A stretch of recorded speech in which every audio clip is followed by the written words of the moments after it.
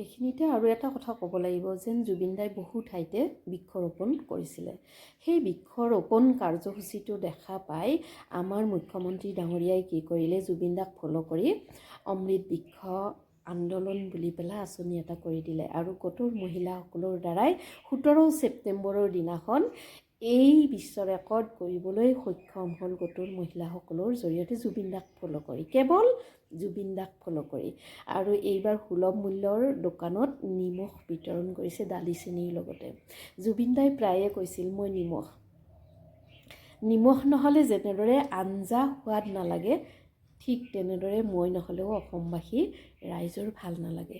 একদম সঁচা কথা আছিল। আৰু সেই কথাটোকে ফ'ল' কৰি আমাৰ মুখ্যমন্ত্ৰী ডাঙৰীয়াই নিমখ বিতৰণ কৰিলে দালি চেনিৰ লগতে সুলভ মূল্যৰ দোকানত।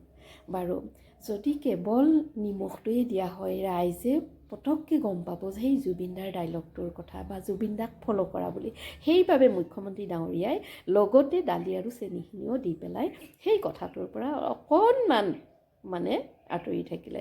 বাৰু, আৰু এটা কথা, জুবিন দাই প্ৰায়ে কয়, মই লগুণ ছিঙি আঁঠুৱাত লগাই দিলোঁ। মুখ্যমন্ত্ৰী ডাঙৰীয়াই সেই কথাটোকে সত্য প্ৰতিপন্ন কৰিবলৈ কৈ বাৰে বাৰে কয়, জুবিনে লগুণ ছিঙা কোনোবাই দেখিছে নেকি? আমি কিয় দেখিব লাগে? জুবিন দাই লগুণ ছিঙি আঁঠুৱাত লগাই দিছিলে, সেই কথাটো যে সত্য আমি বিশ্বাস কৰিছোঁ, কাৰণ জুবিন দাই কেতিয়াও মিছা কথা নকয়। জুবিন দা সঁচা মানুহ আছিল বাবে বিশ্ব ৰেকৰ্ড কৰিবলৈ সক্ষম হৈছিলে। আৰু দ্বিতীয়জন তেনেকুৱা বিশ্ব ৰেকৰ্ড কৰা মানুহ নোলাব আমি জনাত। আৰু কয় কি, মোৰ কোনো জাতি নাই, মোৰ কোনো ধৰ্ম নাই, মোৰ কোনো ভগৱান নাই, মই মুক্ত। এই কথাখিনিও আমাৰ মুখ্যমন্ত্ৰী ডাঙৰীয়াই প্ৰায়ে কয়, সেইটো কাঞ্চনজংঘাৰ ডাইলগহে আছিলে। কিন্তু সঁচা কথা, জুবিন দাৰ যেনেদৰে কৈছিলে এই কথাখিনি, তেনেদৰে জুবিন দাই কামো কৰিছিলে। সেইকাৰণে আমি বিশ্বাস কৰিবলৈ একদম 100% বিশ্বাস কৰিবলৈ পাৰিছোঁ যেন জুবিন দাই কোৱা কথাখিনি সঁচাই সত্য আছিলে। জুবিন দাৰ কোনো জাতি নাই, ধৰ্ম নাই, ভগৱান নাই, মই মুক্ত, এই কথাখিনি সঁচাকৈ সঁচা আছিলে। যেন জুবিন দাই কাঞ্চনজংঘাৰ ডাইলগ বুলি পেলাই নহয়, প্ৰত্যেকখন মঞ্চতে কেতিয়াবা নিজৰ কথাবিলাক শ্বেয়াৰ কৰিছিলে জুবিন দাই এনেদৰে। আৰু তেনেদৰেই মানুহে গম পাইছিলে। জুবিন দাই প্ৰায়ে নিজৰ কথা শ্বেয়াৰ কৰি পেলাই কৈছিলে কি, মই মৰিলে মায়াবিনী বাজিব, 7 দিন অসম বন্ধ থাকিব, 7 দিন নাথাকিল যেনিবা, 5 দিন থাকিলে, আৰু মই মৰিলে সমগ্ৰ অসমবাসী ওলাই আহিব। সঁচাকৈয়ে ওলাই আহিলে, যোনে পৰা নাই সেয়াও ঘৰতে শ্ৰদ্ধাঞ্জলি দিলে। আৰু কৈছিলে কি, মোৰ মৃতদেহ যদি ব্ৰহ্মপুত্ৰত উটুৱাই দিয়া হয় তেনেহ'লে মই শান্তি পাম। সেইটোতো সম্ভৱ নহয়, কাৰণ জুবিন দাৰ মৃত্যুৰ খবৰ পায়ে বহুত ল'ৰাই আত্মহত্যা কৰিলে, আৰু বহুতকেইটাই হাৰ্ট এটেক কৰি পেলাই মৃত্যুবৰণ কৰিলে। আৰু যদি জুবিন দাৰ মৃতদেহ ব্ৰহ্মপুত্ৰত উটুৱাই দিয়া হয় তেনেহ'লে যে কিমান ল'ৰাই ব্ৰহ্মপুত্ৰত জাপ দি মৰিলেহেঁতেন, সঁচাকৈ গণিব নোৱাৰা এটা অদ্ভুত, সেইটো আৰু যেন সঁচাই ৰেকৰ্ড হৈ থাকিলেহেঁতেন। আৰু তেনেকুৱা কৰাটো সম্ভৱ নহয় কাৰণে কৰা নহ'ল। বাৰু, জুবিন দাই যিখিনি সহায় কৰিছিলে সেইখিনি নিজৰ উপাৰ্জনৰ ধনেৰে সহায় কৰিছে। আমাৰ মুখ্যমন্ত্ৰী ডাঙৰীয়াই আঁচনি কেৱল আঁচনি, আৰু আঁচনিবোৰো দিয়ে দালালৰ হাতত তুলি। অৰুণোদয় আঁচনিৰ কথাই কৈছোঁ।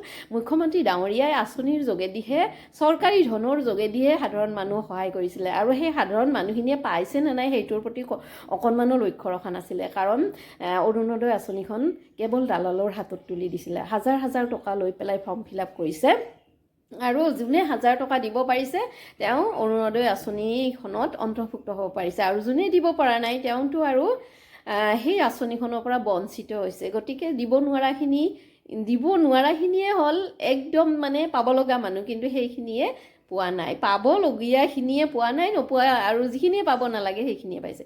জুবিন দাই কিন্তু নিজে যিটো কাম কৰিছিলে সেইটো কাম সঁচাই মানিব লাগিব। জুবিন দাই যিখিনি কৰিছিলে সেইখিনি সঁচাকৈ শুদ্ধ হিচাপে কৰিছিল কাৰণে সাধাৰণ মানুহখিনিয়ে যাক দৰকাৰ আছিল সেইখিনিয়ে পাইছিলে।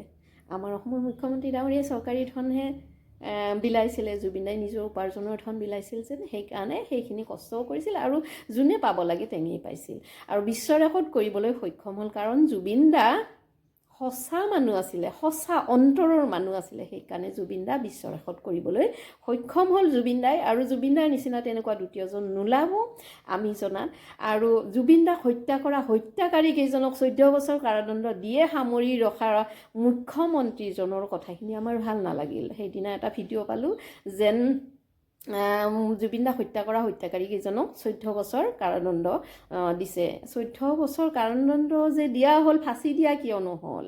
সিহঁত যেন 14 বছৰ পিছত মুকলি আকাশত তলত আহি পেলাই অসমখন আৱৰ্জনা মুক্ত কৰিব নে আৱৰ্জনাময় কৰিব, সিহঁতক ফল' কৰি আকৌ উদণ্ড যুৱক এচামে হত্যাকাণ্ড কৰিবলৈ আগবাঢ়ি আহিব। আপুনি এটা সুন্দৰ পইণ্ট দি দিলে। গতিকে হত্যাকাৰীক সদায় হত্যাৰ সলনি হত্যা হ'ব লাগে, সেইখিনি কৰিব লাগে। আৰু আপুনি সেইখিনি নকৰি পেলাই বহুত ডাঙৰ এটা মানে অসমবাসীৰ মনত এটা ডাঙৰ এটা প্ৰশ্ন দি থৈ দিলে, যিটো প্ৰশ্নৰ মানে উত্তৰ আপুনি নিজেও দিব নোৱাৰিব আৰু অসমবাসী ৰাইজে সময়ত আপোনাক দিব। আচ্ছা, কথা হ'ল কি 2026 আপুনি কৈ আছে কি জুবিনে কৈছে মুখ্যমন্ত্ৰী হেমন্ত বিশ্ব শৰ্মাৰ নিচিনা মুখ্যমন্ত্ৰী আমাক লাগে। আচ্ছা, জুবিনে কোৱা বুলি পেলাই আপুনি এইবিলাক পোষ্ট দি আছে। আপুনি দিছেনে পোষ্টবোৰ? কোনে দিছে নাজানো, আপোনাৰ অহি বহি কোনোবাই দিছে নেকি? এই পোষ্টবিলাক চাই কিন্তু আমাৰ বেয়া লাগিছে। কাৰণ জুবিন দাই কেতিয়াও জাতি ধৰ্মৰ লগত বিভেদ ৰখা নাছিল। আপুনি কিন্তু ধৰ্মৰ নামত ৰাজনীতি কৰিছে, জাতিৰ নামত ৰাজনীতি কৰিছে। এনেকুৱা ৰাজনীতিবিদে সঁচাকৈ সময়ত গৈ পেলাই কিছুমান সমস্যাত ভুগিবলগীয়া হয়।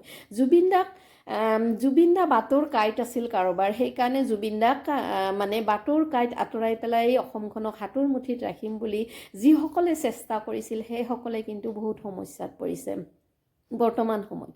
আৰু সেইসকলে ভাবি নচলে যেন বাটৰ কাঁইটডাল সঁচা কাঁইট আছিল নে মিছা কাঁইট আছিল। মিছা কাঁইট হ'লেতো এক লাঠি মাৰিলেই আঁতৰি যায়, কিন্তু সঁচা কাঁইট তেনেকুৱা নহয়।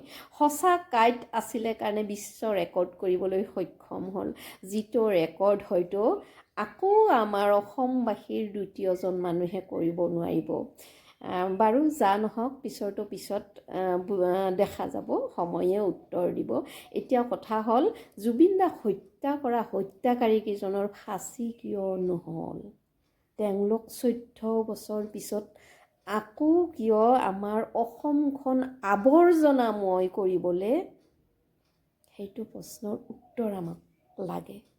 ৰাইজসকল আপোনালোকে কি কয় জনাবচোন।